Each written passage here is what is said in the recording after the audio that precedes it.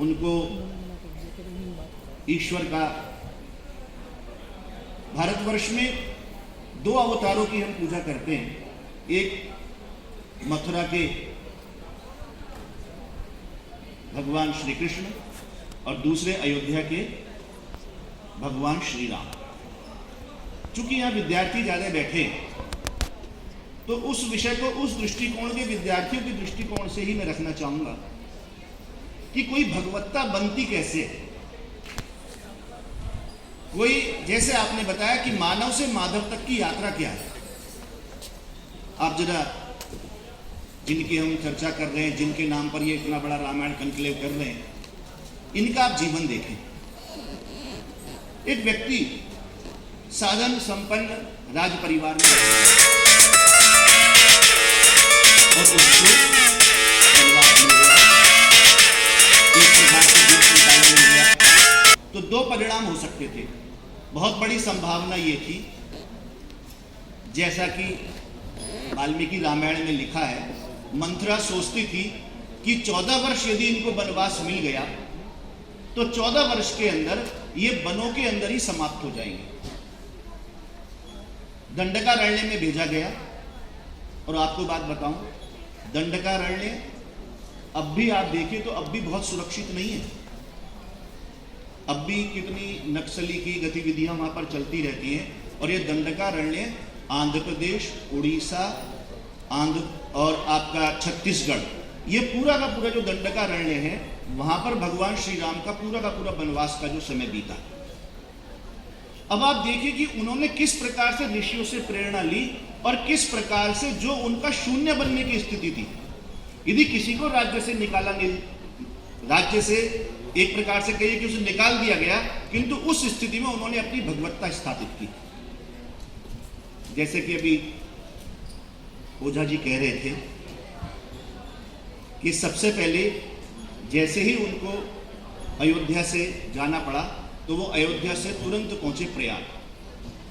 प्रयाग में जाते ही वहां पर भरद्वाज मुनि उन्हें मिले, भरद्वाज ऋषि मिले, और भरद्वाज ऋषि ने कहा कि आपके लिए जो उचित होगा रहना, आप रहिए जाकर के चित्रकूट में।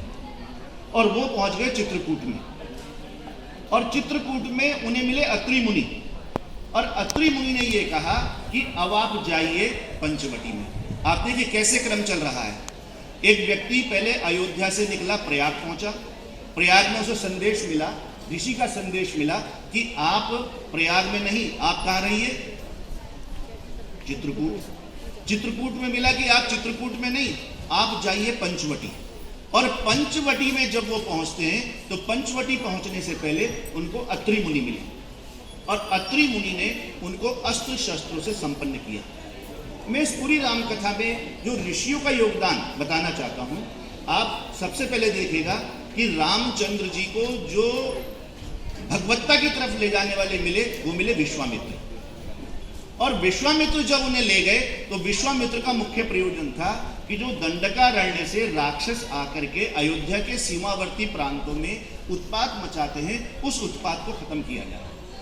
उस उत्पात को समाप्त करने के लिए, जैसा वाल्मीकि रामायण कहती है कि उन्होंने उनको पहले शस्त्रास्त्र का प्रशिक्षण दिया, पूरा वर्णन आया, उन्हें बला अतिबला 2 विद्याएं दी, और वर्णन पूरा ये आया कि 50 प्रकार के शस्त्र और 50 प्रकार के अस्त्र विश्वामित्र ने वहां पर भगवान श्री राम जी को एक प्रकार से कहिए प्रशिक्षण दिलवाया।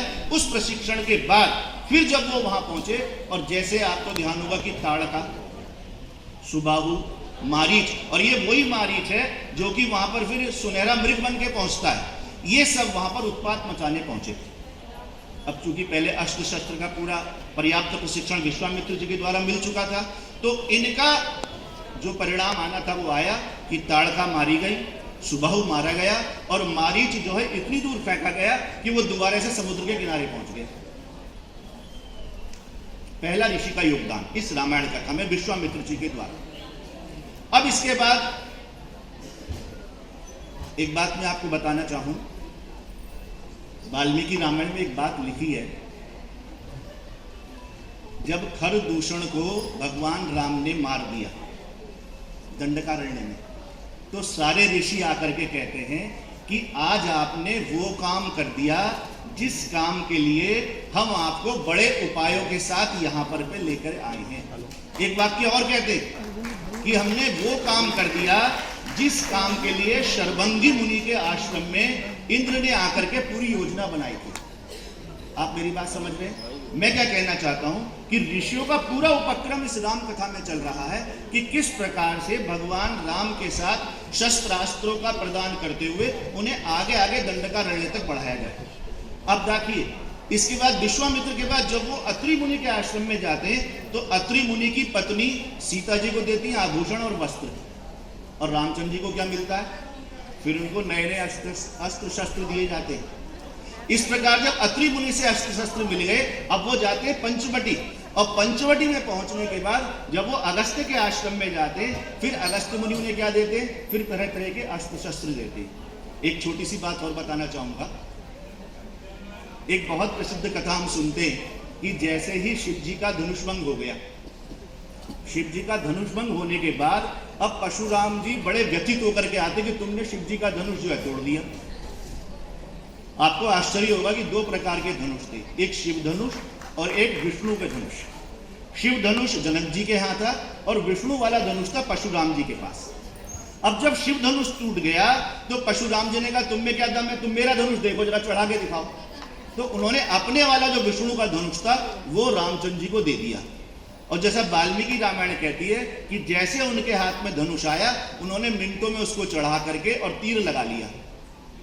अब आपको एक बात बताना चाहता हूं कि जब दंडकारण्य में खरदूषण ने 14,000 राक्षसों के साथ रामचंद्र जी पर आक्रमण कर दिया, तो भगवान का जो अपना धनुष था वो तो खरदूषण ने नष्ट कर दिया, काट दिया। फिर उन्होंने वही धनुष जो परशुराम जी ने दिया था उसको उठाया और उस धनुष के द्वारा 14,000 जो राक्षस थे उनका नाश किया। तो मैं बताना चाहता हूं कि देखिए किस प्रकार की ऋषि परंपरा कि उन्हें स्थान स्थान पर अस्त्र शस्त्र मिलते जा रहे हैं, तरह तरह के उनको सहयोग मिलता जा रहा है। इसी प्रकार से हम देखते हैं कि किस प्रकार से वो एक पूरी भगवत्ता को प्राप्त करते हैं। दंडकारण्य में गए, आपने बताया शरभंग मुनि, सुतीक्ष्ण मुनि, सब मुनियों के आश्रम में गए, बड़ी योजनाएं बनी और योजनाओं के साथ साथ ये हुआ कि भाई यहाँ से ये अस्त्र लीजिए, यहाँ से ये शस्त्र लीजिए, यहाँ इस प्रकार के उपाय कीजिए। और उपाय करते करते वो पूरे के पूरे दंडकारण्य को, जो उस समय के स्थान था जनस्थान, नाम भी बड़ा विचित्र, जनस्थान बना हुआ था, उस जनस्थान को राक्षसों से सारा का सारा बिल्कुल रहित कर देते हैं। और राक्षसों की एक बात और कहना चाहता हूँ, आप लोग ये कहेंगे कि भी क्यों राक्षसों को मार दिया? राक्षसों की सबसे बड़ी समस्या क्या थी कि वो नरभक्षी थे। उनका एक ही काम था मनुष्यों को खाना और मनुष्यों के खून को जगह जगह जहां कहीं पूजा पाठ हो रहा हो वहां पर उनके मांस को, वहां उनके रक्त को गिरा देना। तो इस प्रकार की संस्कृति सभ्यता जो मानवों को ही खा रही हो, नष्ट करना कितना बड़ा कार्य था और बड़े निशंस थे। उस निशंसता को भगवान ने अपने वनवास के काल में समाप्त किया। इसीलिए हम कहते हैं कि चाहे कितना संकट हो, उस संकट में भी सीख लेनी है। मैं तो एक बात कहता हूं, बहुत बार हम लोग श्री कृष्ण जी का जीवन देखते हैं। आप बताइए किसी का जीवन यदि कारागार में प्रारंभ हो तो क्या उसकी दुर्दशा रही होगी?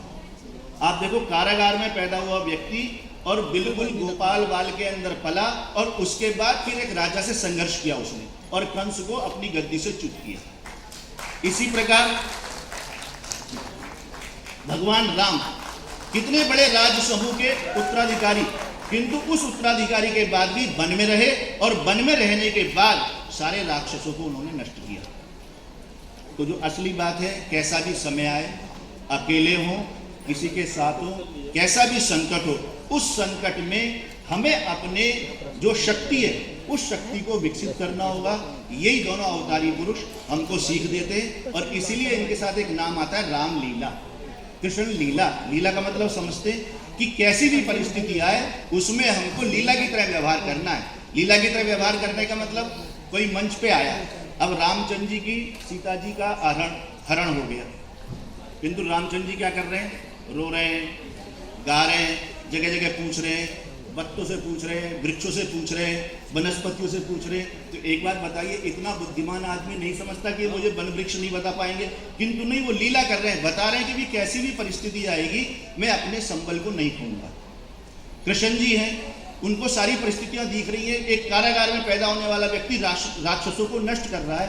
तो ये जो लीला का तत्व है कि हम कैसी भी परिस्थिति में रहें, अपनी स्थिति को शक्तिमत बनाते रहें, यही इन दोनों भगवत्ता से हमें लेना है। और ये सीख जो मिली, जो मैं कहना चाहता हूँ, आज का जो हमारा विषय था ऋषि परंपरा, ऋषियों की परंपरा ये थी।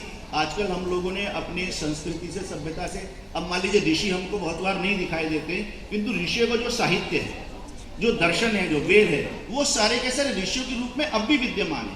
तो इस कार्यक्रम के माध्यम से मैं ये भी कहना चाहूँगा कि हम सब लोग उन शास्त्रों का अध्ययन करें जिससे कि उन ऋषियों से साक्षात्कार हो सके। एक बात और कहना चाहता हूँ, बड़ा विचित्र लगता होगा कि रामचंद्र जी अयोध्या के रहने वाले और हनुमान जी रहने वाले थे कर्नाटक के।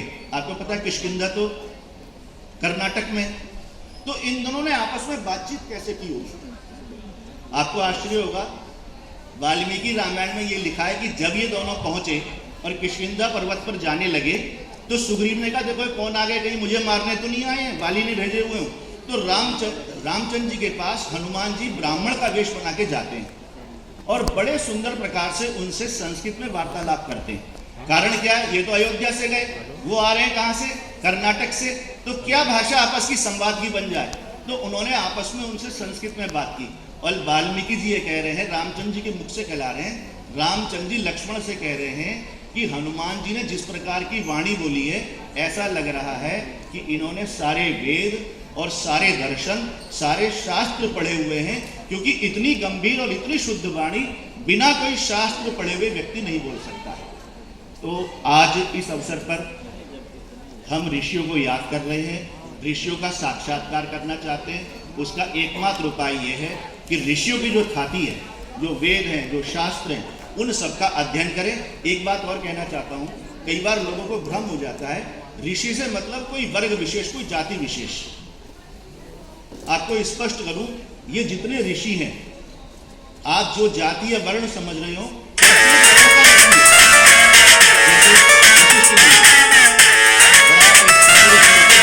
सर्वसंभूतो वशिष्ठश्च महामुनि,